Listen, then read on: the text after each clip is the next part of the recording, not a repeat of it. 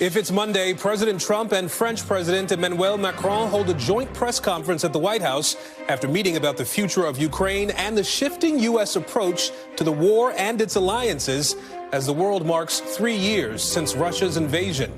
Plus, what did you do last week? That's the question the Trump administration wants more than 2 million federal workers to answer by midnight as legal blowback, mass confusion, and more cuts spread across the government.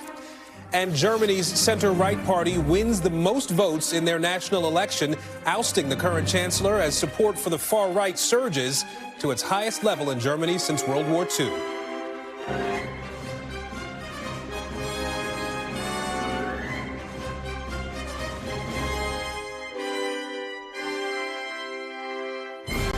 And welcome to Meet the Press Now. I'm Aaron Gilchrist in Washington, where President Trump and French President Macron just wrapped up a joint news conference. The two leaders met today at the White House as Ukraine reached another grim milestone, 3 years since Russia launched its invasion. Macron's visit comes amid growing concern in Europe and Ukraine about America's continued commitment to that region. U.S. allies remain concerned that the U.S. and Russia could agree to a peace deal without Ukraine at the table. Now, in recent days, President Trump has called President Zelensky a dictator and falsely said Ukraine started the war. In a meeting in the Oval Office before that press conference, President Trump once again would not answer whether he believes Russian President Vladimir Putin is a dictator. Mr. President, you called Zelensky a dictator. Would you use the same words regarding Putin? I don't use those words lightly. I think that we're going to see how it all works out. Let's see what happens.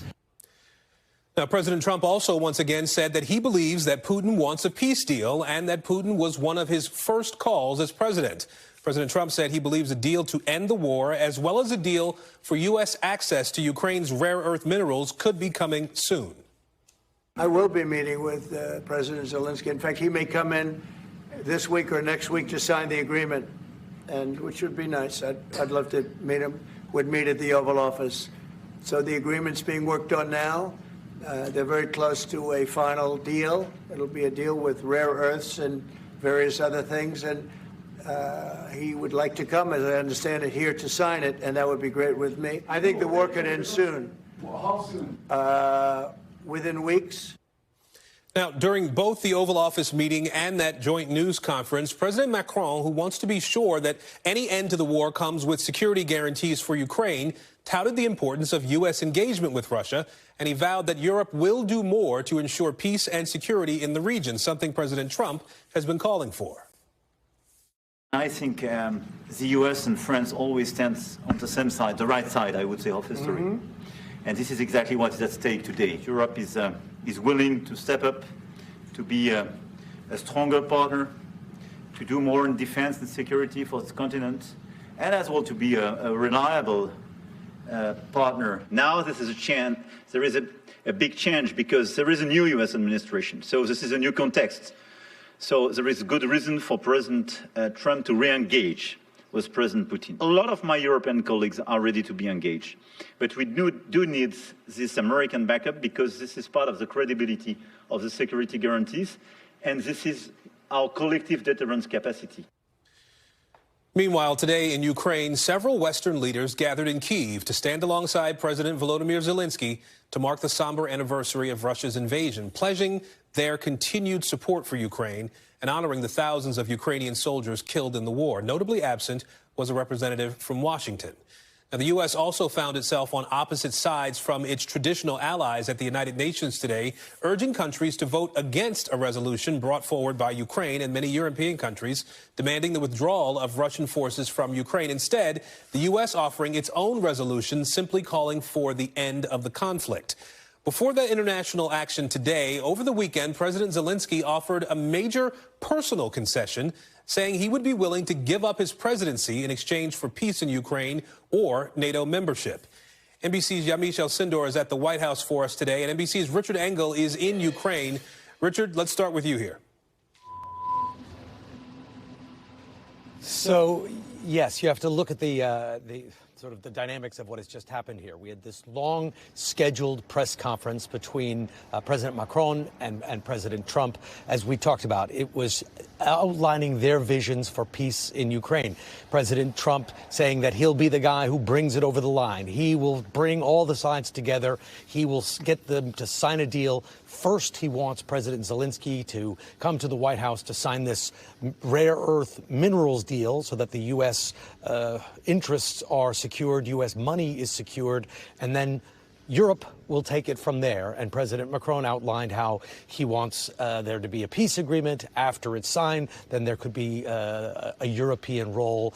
Not a lot of detail there, but certainly expressing Europe's desire to take the torch, carry it forward with a more than symbolic force on the ground, not a combat force, but a peacekeeping force, what's often described as a tripwire force. You leave foreign forces in a country that way in case someone, in this case Russia, invades, they automatically provoke a response from the country that has its troops in that nation.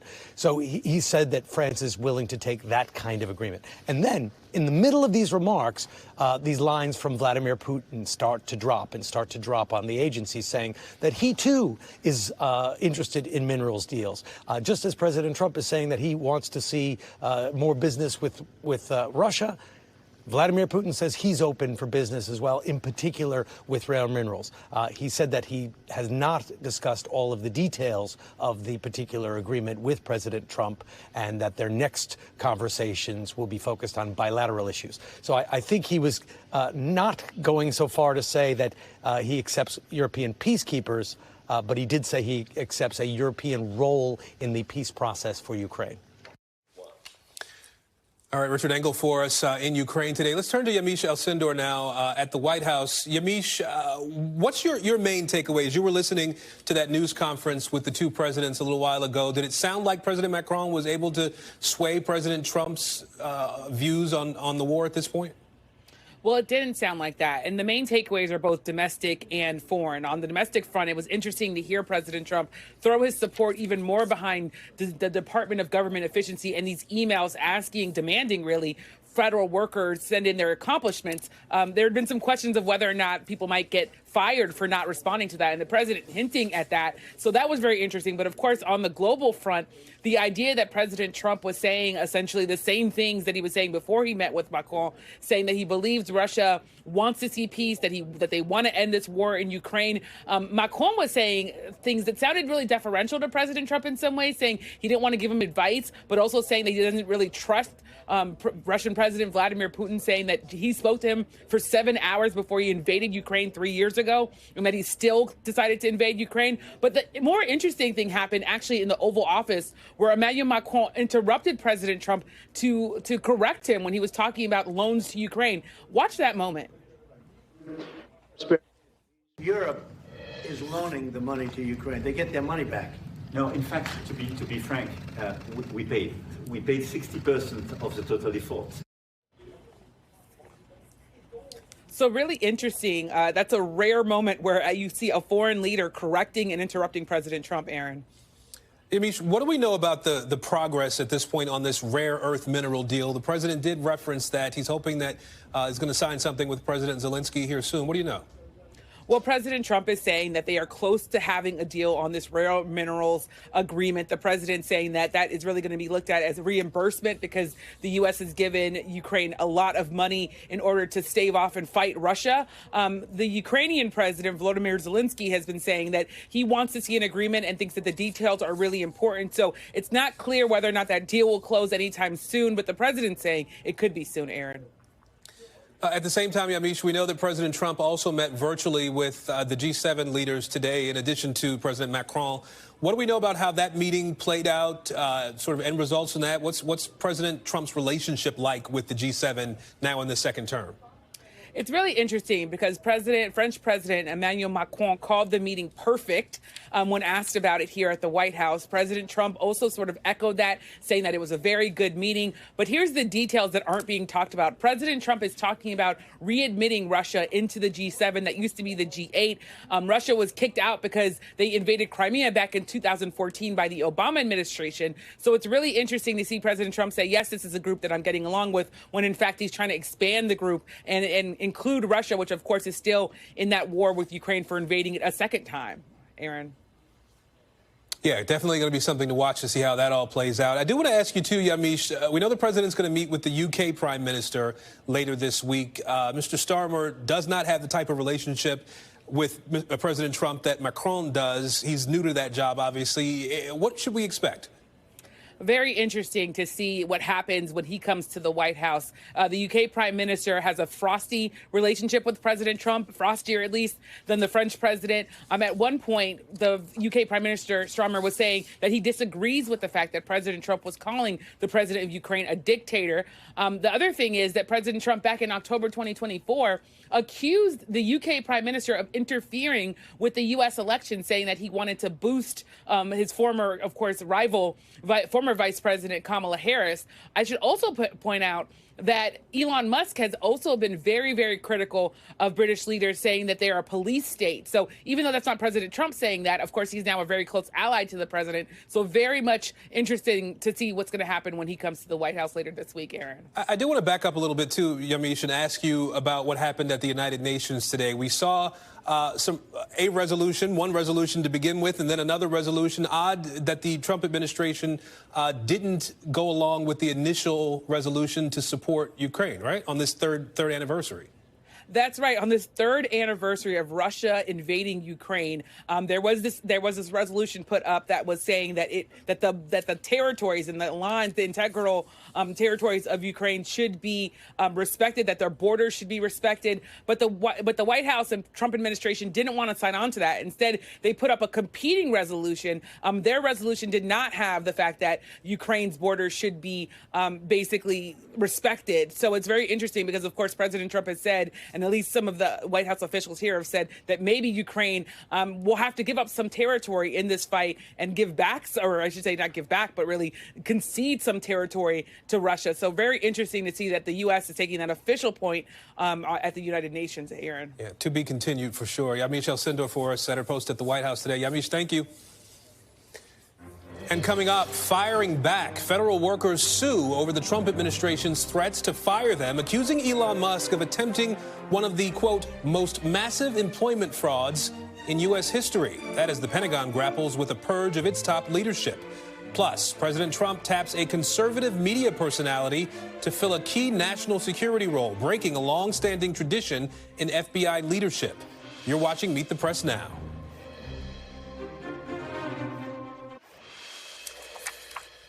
And welcome back. Confusion and chaos today for more than 2 million federal workers. Many of them received an email over the weekend from the Office of Personnel Management titled, "What did you do last week?" telling them they have until midnight tonight to respond. With Elon Musk tweeting, failure to respond will be taken as a resignation. Although the official email did not include that particular threat. Today at the White House, President Trump called the email a genius way of rooting out employees who were not doing their jobs. I think it was actually, there was a lot of genius in sending it. We're trying to find out if people are working. And so we're sending a letter to people. Please tell us what you did last week. If people don't respond, it's very possible that there is no such person or they're not working. Now, the ultimatum from Musk does appear to be facing some pushback from inside the administration. More than half a dozen departments and agencies, including the FBI, the State Department, the Defense Department, the National Security Agency, they're telling their employees they're telling them to pause or not respond to that email. But the president today downplaying any disagreement, saying those agencies were just protecting employees whose jobs include classified or sensitive information. Meanwhile, the White House is orchestrating major shakeups in leadership at both the Pentagon and the FBI. President Trump announced late Friday that he was firing Chairman of the Joint Chiefs of Staff, General C.Q. Brown, along with several top officers from the Navy and the Air Force and top military lawyers. The president is also naming conservative podcaster and former Fox News host Dan Bongino as deputy FBI director, a job typically held by a career FBI agent. Bongino has never worked for the FBI. With me now are NBC News White House correspondent Vaughn Hilliard and NBC News Justice and Intelligence correspondent Ken Delaney. Vaughn, I'll start with you here. The president seems to support this Saturday email we saw. What do we know about what the consequences will be or won't be for not responding to this email? We know very little, and I guess the President of the United States, you could say, had an opportunity there in the Oval Office to make clear what the consequences would be, but did not. Instead, he complimented the work of Elon Musk and DOGE. And we should know that this has been 48 hours of ongoing questions around this, when on Saturday it was President Trump in a social media post who suggested that Elon Musk should be more aggressive in his DOGE efforts. Hours later, that's when Elon Musk put out a social media post on X saying that government workers would be getting an email that they had to respond with 5 bullet points about what they accomplished in the last week. And if they failed to do so, it'd be considered an automatic resignation. But when that actual email came out on Saturday night to the thousands of government workers around the country, it didn't say anything about resignation, and it didn't say they must respond by midnight tonight. It said that they simply asked them to respond by midnight tonight. Fast forward on Sunday, multiple agencies and departments told their employees they did not have to respond. And that leads us here to today with outstanding questions as to exactly what the consequences are come tomorrow for those workers who did not respond, and what the departments and agencies, and the first sign of some division with Elon Musk and DOGE, where that goes in the future as well. And Vaughn, I understand you're learning a little bit more about how DOGE will assess the responses that they get from workers to this particular email. What do we know about that process? Right. There is an AI capacity that they are seeking to use. Essentially, emails that are sent in, it'll go through the data of the context of emails that are returned. And as part of all of this is working towards having an understanding for DOGE's sake, what type of work is being done and the significance of the roles of workers that are at play. Of course, Elon Musk has not been shy about his determination to put either on administrative leave or terminate thousands more federal workers that have already not been done so at this point in time. And we heard even from President Trump at CPAC, that annual conservative conference just outside of Washington, D.C., him celebrate the terminations of thousands of bureaucrats, as he said, and has indicated that he intends to do even more in order to cut the government spending in terms of at least the amount that is paid on the workforce around the country. And not just more, Vaughn. The president has encouraged Elon Musk to be more aggressive with the work that he's doing. Was this email a part of that effort, or is there any indication of what might come next year? This is absolutely is. And this is where I think, again, the Oval Office head nod from Donald Trump about Elon Musk's efforts is very much another implicit approval of his efforts. And I think this is where you get at for the departments and agency heads, from Kash Patel to Pete Hegseth at the Pentagon, that on one hand, the Office of Personnel Management, in a statement this weekend, said that it would ultimately be the determination of the agencies and departments on how they respond to these emails that are sent back from workers. At the same time, you have Elon Musk clearly indicating, after President Trump's remarks here this afternoon, that he believes that, in fact, what he says should go, and that would mean termination. So whether that ultimately comes to fruition, or whether in the case of the Health and Human Services Department, for instance, which told its employees it must respond to the email, whether those individuals are terminated through, quote, automatic resignation, I think those are a lot of those outstanding questions here. But so far, 1.5 months in, Elon Musk has effectively been given an axe to go and do what he so pleases. And President Trump has given him that runway to execute on it. All right, Vaughn Hilliard for us here in Washington today. Vaughn, thank you. Let's turn to Ken Delaney now. And Ken, I know you've been listening to the conversation we were having about this OPM email over the weekend. You have some new reporting? A bit of new reporting, yeah. We've obtained an email from the Justice Department to its workforce that essentially says that OPM told a meeting of human resource officers across the government that this survey is in fact voluntary, and that anyone who fails to fill it out is not at risk of losing their job. So that's being seen as a significant break, obviously, with what Elon Musk tried to dictate in terms of this survey. Yeah, just another twist and turn. This is constantly happening. Let's talk a little bit about this new FBI deputy director, Dan Bongino.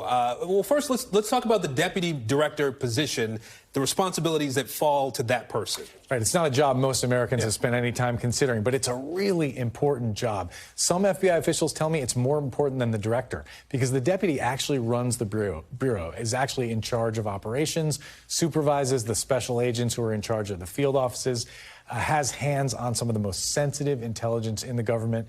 And traditionally, for 117 years of the FBI's existence, that job has been held by a career special agent and is not a politically appointed job. So this really changes things. Dan Bongino was a former Secret Service agent, has never worked at the FBI, and also has a history of making inflammatory statements about the FBI, called it irredeemably corrupt, accused it of lying about different things. And so there's a lot of consternation among my sources. So I'm curious to know if you've gotten any insight about how he came to be the person selected for that position, and then, of course, what the reaction has been from people at the FBI to this appointment. So there's a lot of mystery on that. I don't have good fidelity on how he came to be selected, but what we do know is that the FBI Agents Association says that FBI Director Kash Patel assured them that he was in favor of that job going to a career agent. Obviously, that's not what happened, so it's unclear whether that was foisted on Patel or what went on there.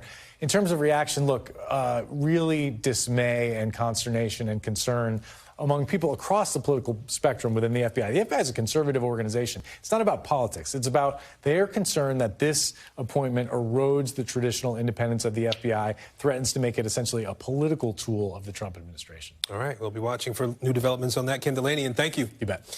Let's turn to the Pentagon now. The Defense Department says about 5,400 of its probationary workers will be let go starting this week. Those are workers who have been with the department for less than 2 years. A hiring freeze is also going to be implemented. As we mentioned, that comes as President Trump fired General C.Q. Brown as the chairman of the Joint Chiefs of Staff on Friday and says that he plans to nominate Air Force Lieutenant General Dan Kane to replace him. NBC News senior national security correspondent Courtney Kuby joins me now to walk us through this. So, Courtney, have you been able to learn anything about why General Brown was fired before the end of his term?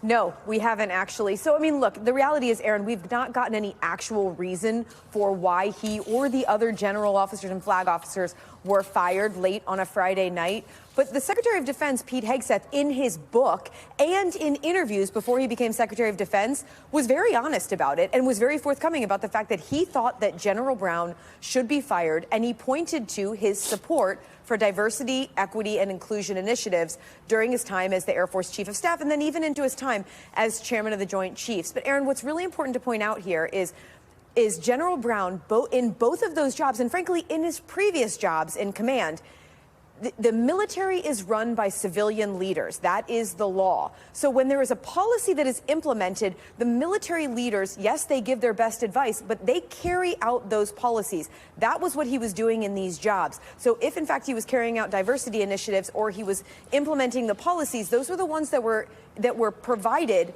by the civilian leadership at the time. Now, he's being replaced, as we saw there in those pictures in that video, by Lieutenant General Dan Kane. Why that is so important is General Kane is actually retired. He's a three-star who retired December 31st, 2024. He was serving at the CIA in his last job, but he's had a number of deployments in combat, including one in 2018 and 2019, where he served in a senior commanding role in the Joint Special Operations community in Iraq. That was when he got to meet then President Donald Trump during Trump's first term. And we have heard from President Trump since then, including on the campaign trail last year, speaking about General Kane. He likes to call him Raisin Kane, which is his call sign from the Air Force, and speaking very highly of him, in fact, giving him some credit for the ultimate defeat of ISIS in Iraq and in Syria. What's important to point out, though, Aaron, General Kane retired, so that means there's some bureaucratic and administrative hurdles that the Pentagon is going to have to hurdle in order to get him confirmed. But in addition to that, he has never held some of the legally mandated jobs required to be chairman of the Joint Chiefs. That is either being the vice chairman, a combatant commander, or one of the service chiefs. But it is possible for the president to waive those requirements if he sees it is in the national interest, Aaron. So, Courtney, a lot of moving parts there. What's been the reaction inside the Pentagon or inside the military community at large to these changes? Yeah, so, I mean, look, there's not a lot of surprise. We were, like I said, Secretary Hegseth and President Trump and those around him have spoken very openly about their belief that General C.Q. Brown should be fired as chairman. In addition to that, the Chief of Naval Operations, Admiral Lisa Franchetti, we've also been hearing for some time that she could be let go from her job as well.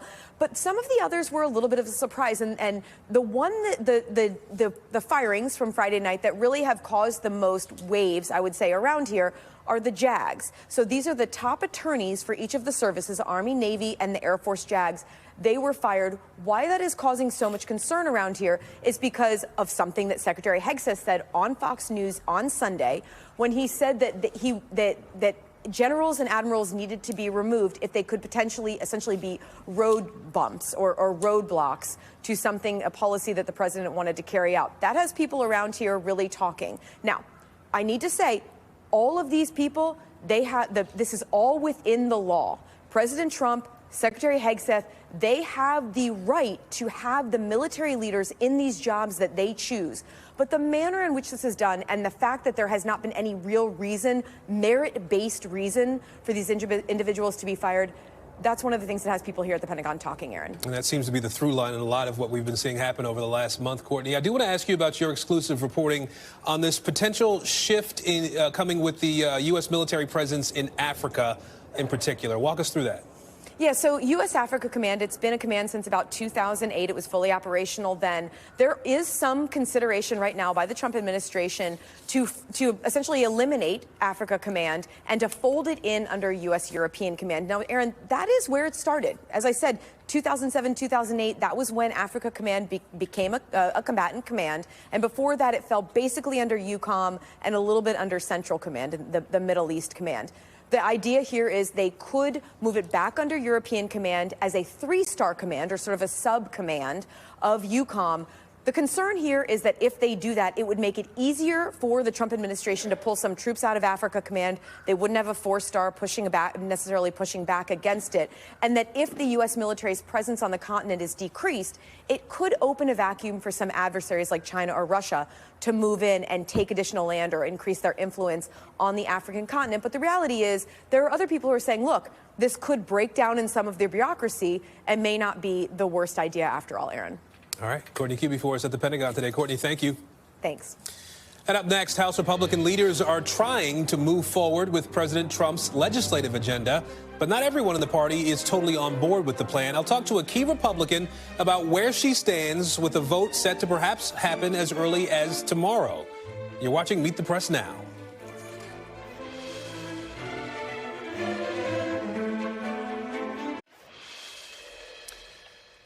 Welcome back. Turning to Capitol Hill now, where the House is back in session, and it's all hands on deck for Republicans as they look to pass a budget resolution containing President Trump's tax and spending priorities. Right now, the House Rules Committee is meeting to prepare to move that budget resolution to the floor, where Speaker Johnson is pushing for a vote tomorrow.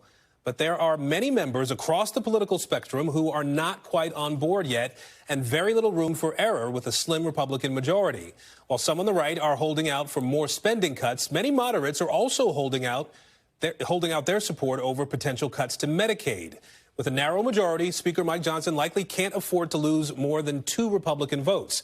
And today he asked a conservative crowd for their prayers. Joining me now is New York Republican Representative Nicole Malliotakis. Congresswoman, thank you for making some time for us today. Thank you. I know that you met with the Energy and Commerce Committee chairman today. The budget package is tasked with finding $880 billion in cuts. Do you have any idea at this point where exactly that money comes from? Do you get there without cutting Medicaid spending, for example? Well, we're going to have another meeting with the chairman later today. I did have an opportunity to speak to him over the weekend, and it seems that they're looking for areas that within that space where it won't come from Medicaid beneficiaries, and that would make a big difference to me. Obviously, there's the waste, the fraud, the abuse, and the mismanagement of the program, but they're looking now at some of the energy space areas where, whether it's going to be deregulation or tax credits that are being offered under the IRA, or whether it be certain electric vehicle mandates. I think that they're looking to try to shave off some of the savings there, so we don't have the problem that many of us were concerned about regarding unintended consequences to Medicaid recipients. And so I'm still waiting for, more clarification and more assurances before we move forward. But at least I feel that they're listening to those of us who have large Medicaid populations, and we want to make sure that our constituents, like I said, are not going to suffer unintended consequences. So that's the first piece of this, yes. When you talk about waste, fraud, and abuse, particularly in the Medicare, Medicaid system, do you think that is a big enough of a chunk to make a real difference here? Do you have any idea of how much money that might save tackling those particular issues? Yeah, look, I think it could be a very large amount. I mean, if you look at New York State alone, there's a regular occurrence where we're reading about some type of fraud in the system. And I think it goes beyond just individuals who are not eligible or individuals who are fraudulently taking money from the program. I think it actually goes into some of the state policies where they're taking advantage of loopholes to get more Medicaid funding from the federal government that they're not entitled to. So, for example, New York State has implemented a tax on medical facilities, and they implemented that tax to get double the amount from the federal system, and then they go and reimburse those facilities. That is a scheme. That is not something, I would call that more of an abuse in the system. That's a loophole that I believe should be closed. I think what my main purpose here in pushing back on this resolution at the moment is making sure that our hospitals, the organizations that serve the developmentally disabled, the senior citizens I represent who rely on Medicaid for nursing home care, that they're not going to be affected, that we're truly going to go after the inefficiencies in the program and, implementing work requirements for able-bodied without dependents, that's okay. Making sure that only citizens are qualifying for this program, that's okay. But I don't want to go into some of the other provisions that might lower reimbursement for my hospitals or affect the end users. I do want to ask you, though, and we'll put up some numbers here that our political unit crunched for the benefit of our viewers. More than 23% of adults under 65 in your district rely on Medicaid or some other means-tested public health care as their sole coverage. Could you see yourself voting for any package that does contain some sort of cuts to Medicaid? Well, like I said, the goal here is to not cut from the end user. What we want to do in some of these cases, you would see perhaps work requirements if they're 18 to 64 years old and they're able-bodied, they do not have dependents, ensuring that they are working to receive benefits. That's one thing that we've talked about often. I think there's a consensus, an agreed-upon consensus on that. I think the other issue that we have with the states is that with the expansion population, the federal government is picking up 90% of the share, and the state is only kicking in 10%. And so maybe there's an opportunity to require the states to invest more in their Medicaid expansion so the burden is not placed on the federal government where we're facing a $37 trillion debt. And we know that this is one of the biggest areas where we are spending money. And I think at the end of the day, if we make this program more efficient and better managed by rooting out the waste, fraud, and abuse and the mismanagement of the program, there will actually be more money for its intended purpose, for the end user, the person who's the vulnerable senior citizen or a person with disabilities in my district or someone who is can't afford the health care program or is not eligible. And so those are the things that we're trying to grapple with. Look, at the end of the day, this is about making sure we don't have unintended consequences. Just last week, we saw how the firing across the board, firing at CDC, led to 16 World Trade Center healthcare program workers, people who are treating 9/11 victims and first responders, and grants that go to 9/11 illnesses. That was being cut. They threw out the baby with the bathwater. We had to go and then work with the White House to get that reversed and those individuals reinstated and the grants reinstated. That's what I'm trying to avoid here, right? To make sure that we're doing this with a scalpel and not a sledgehammer. Well, let me ask you a little bit more about that. As we've been looking at the Trump administration push to cut the size and scope of government over the last month, you did post last week when looking for savings, for savings to reduce our nation's $37 trillion debt, we need to use a scalpel, as you just said, not a sledgehammer, to avoid unintended consequences and unnecessary anxiety. Now, we've seen the government scramble to rehire those fired workers you mentioned. Elon Musk posed with a literal chainsaw last week. Is the level of cuts right now as targeted as you would like to see them? Is this the way to effectively get to the end result? Look, I think they need to be more targeted and they need to be more thoughtful. I think, the President Trump has appointed some really wonderful people to lead his agencies, and these secretaries of the various departments should be looking at the agency, seeing where efficiencies can be made, seeing where there's too much overhead. Unfortunately, operating budgets are huge, and we're spending money on overhead and operating and not necessarily the actual benefits that we want for the American people. And we have seen, like I said, with this 9/11 health care fund, a reversal and a correction, but it should never have gotten to that point. So things are happening a little bit too fast and furiously, I think, and that's why we've had some of these unintended consequences. We also saw the National Park Service, some seasonal hires, that being reversed as well to reinstate those individuals. So instead of doing this in a very broad way and then having to retroactively, reverse your decision, why don't we take a little time, do it more thoughtfully and thoroughly, making sure we're actually addressing the waste and mismanagement and the unnecessary overhead, as opposed to making these rash decisions and then having to backtrack. To that end, I can't help but to notice the news today. Over the weekend, we saw this email that was sent to federal workers asking them to reply with the 5 things, their 5 accomplishments from last week. There's some agencies that want their employees to respond. Others are urging them not to respond or to wait to respond, to wait for more guidance. In your view, is this the right way to run a government? Is this an effective way to get your workers to produce results? Well, again, I think this needs to be done from the immediate management level. We have secretaries that have been appointed, and those secretaries should be asking those who report to them to maybe it is smart to do a weekly report on what are the achievements of the employees. I mean, when I worked in the private sector, we did that, and many of my employees tell me at the end of the week what legislative successes that they were able to achieve for the constituents. And so I think that it's okay to ask for, sort of like a weekly report on what you've been able to accomplish that week on behalf of the taxpayers. I just think it needs to be done in an appropriate manner, and it should be done by the management within that particular department. All right, Congresswoman Nicole Maliotakis of New York, we appreciate your time today. Thank you. Thank you.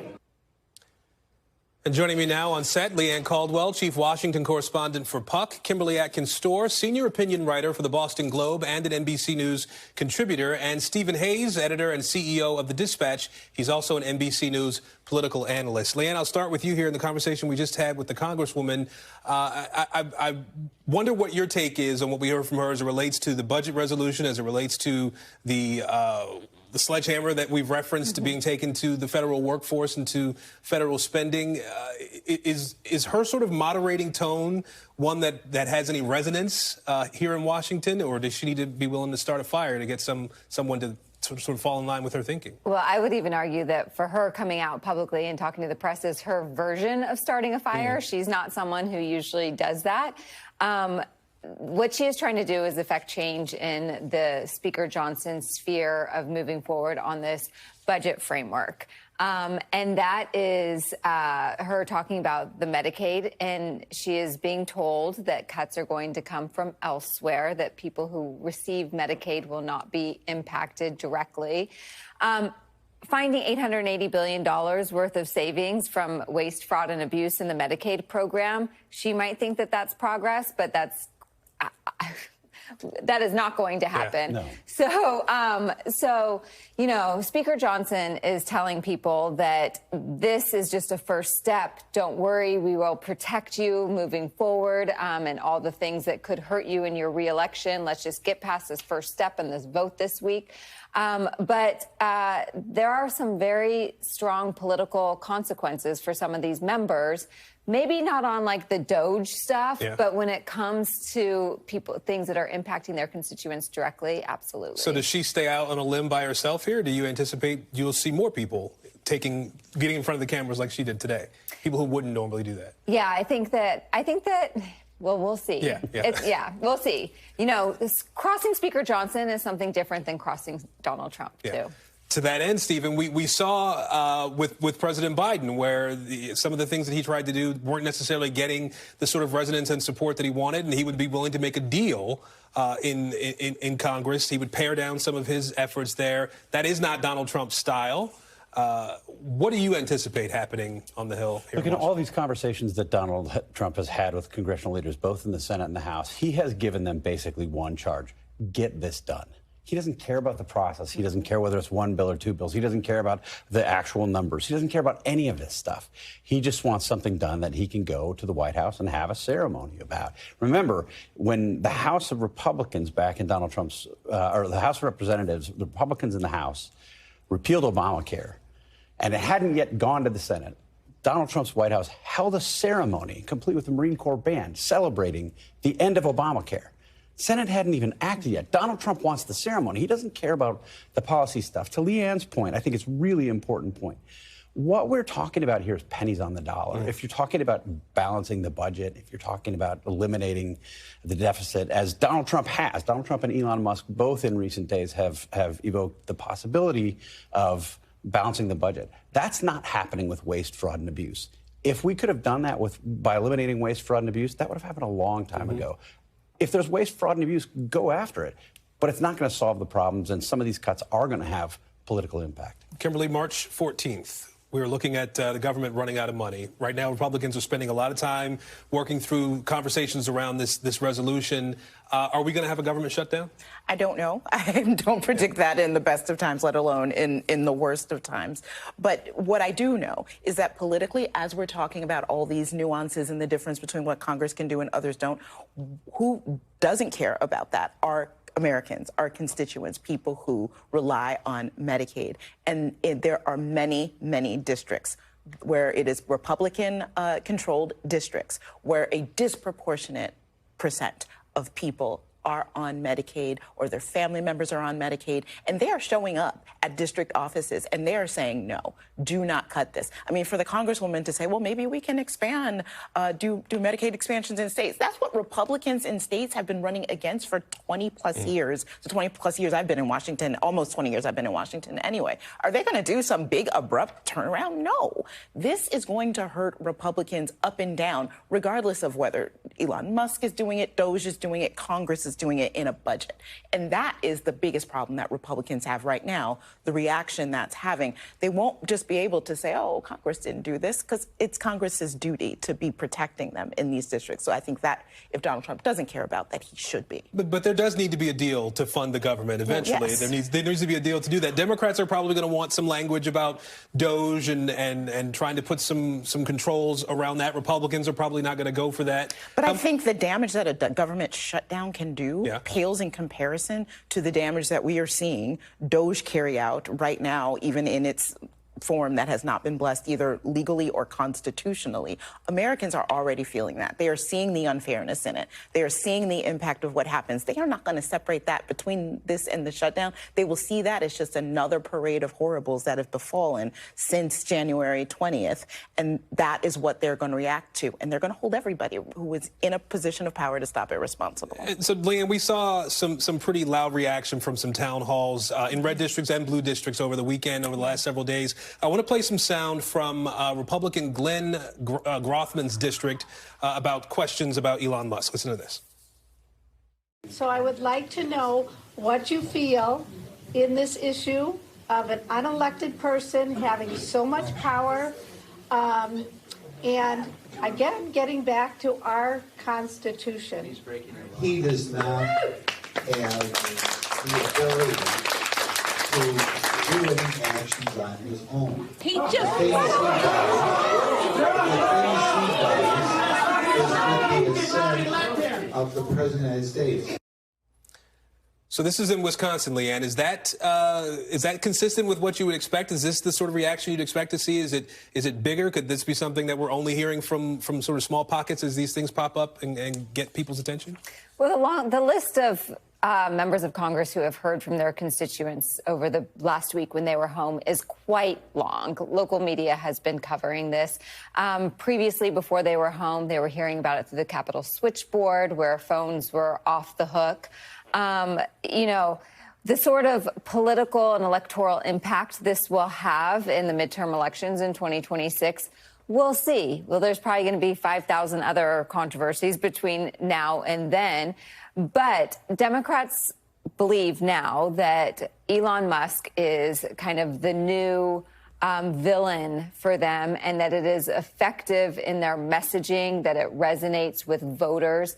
And they are starting to coalesce on a message of the billionaires versus kind of the working people, the working class. And so regardless of if this is going away or not, Democrats are going to continue to push this message because they think that it is absolutely effective with voters. So thinking ahead, Stephen, to the midterm elections, is there a red line for Republicans on when they say, all right, enough, Elon, let's really push back hard? It's a good question. I don't know, but you know, part of the problem I think Republicans face rhetorically is Donald Trump has never been a small government guy. I mean, this is not a limited government president. He's not a limited government politician, and he hasn't been making for his time, his 10 years in the public spotlight, the arguments in favor of these kinds of cuts. So what I think you're likely to see Republicans do is, you know, either stop short of making some of the cuts that Elon Musk is talking about making, that other Republicans have wanted to make for a long time, and having a difficult time defending them because they haven't sort of laid the predicate here. They haven't said over the course of years or even months. Remember, Elon Musk was announced September 5th in Donald Trump's speech at the New York Economic Club. This has all sort of just been thrust upon the Republic, and they're finding themselves having to explain sort of in retrospect rather than having laid the groundwork for a case. And Donald Trump may not care about small government, but he does care about the applause. And he wants to be popular. And the idea that a large part of the electorate, including a large number of people who voted for him, are unhappy and are really giving a bad grade to what is happening in Washington will catch the president's eye, catch his attention, and he will do something about it, whether he comes at the folks in Congress, whether it becomes a bromance breakup with him and Elon, we don't know yet. But Donald Trump is not going to sit back and watch everyone decry everything that's happening in Washington and think that that is a good look for him. We'll see if the boos get louder than the applause in Correct. so many cases. All right, we'll leave it there for now. Leanne, Kimberly, Stephen, thank you all. And after the break, immigration and the economy dominate the elections in Europe's most populous country, and a far-right nationalist group sees a major surge. We are live in Berlin. You're watching Meet the Press Now.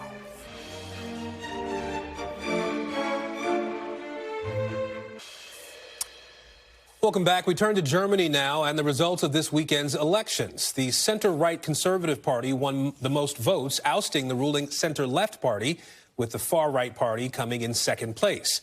The ultranationalist Alternative for Germany party, also known as AfD, won 20% of the vote, double the support it had in the last election.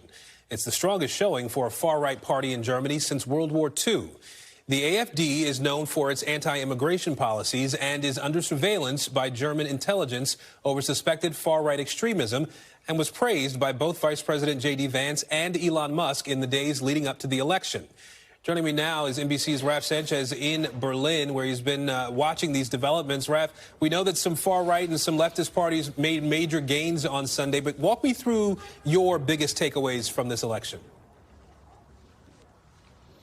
So, Aaron, two big takeaways. One, Germany is getting a new government, and it will be led by the moderate conservatives. And two, as you said, the far right making historic gains. So in terms of that new government, the likely next chancellor of Germany is going to be a man called Friedrich Merz. He's from the center right. He's the head of the Christian Democrats. That's Angela Merkel's old party.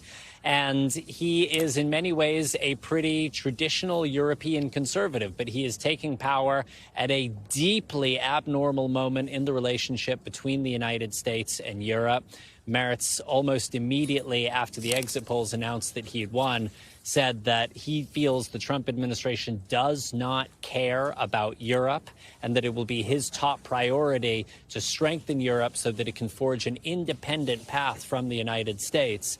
And then there is the far right. As you said, 1 in 5 German voters cast their ballots for the Alternative for Germany, the AfD. This is a party that has downplayed the Holocaust. It is a party whose most extreme members have talked about stripping German citizenship from people in this country who are of foreign heritage. A German court ruling that one of its more extreme leaders can be legally called a fascist. Now, the AfD will have no place in the German government. Merz has said that he will not go into coalition with them. But the deep concern here is, given the gains they have made, they could be in a very strong position to potentially win the next election. Aaron. And Raf, you referenced that Germany's chancellor in waiting there, Merz, says that this weekend that Europe needs to prepare for a future without the U.S. military support. Where does the new government stand when it comes to Ukraine and U.S. involvement in Europe? So they are strongly supportive of Ukraine, Aaron. They're talking about sending missile systems that the previous government was reluctant to send. They do not want to see Ukraine join NATO while this war is going on. That is a position that both the Biden administration and the Trump administration held. All right. Raf Sanchez for us in Berlin. Thank you. We are back tomorrow with more Meet the Press Now. The news continues with Hallie Jackson straight ahead.